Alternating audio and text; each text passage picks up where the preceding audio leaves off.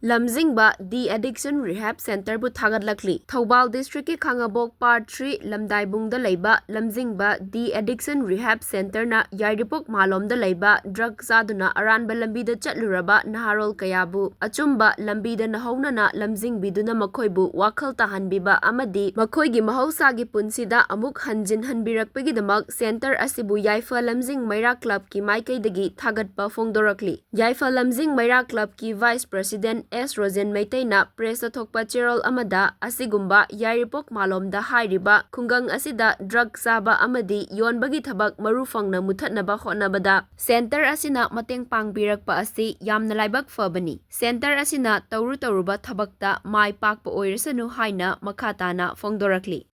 Khangabok Part 3 Lamdaibubung leiba Lamjingba De-Addiction Rehab Center na Malom khungang asigi misana lana chatluraba naha ke punsi lamtam chana lamjingbiduna punshida hanjilhanbirakpagidamk masigi damakta Lamjingba Addiction Rehab Center bu Yaifa Lamjing Meira Club ki maikeidagi hanana thagatpa fongdoksari loinana matam sangna miyagi seba tauba ngamba oirasanu haini soli makhulna thongjari.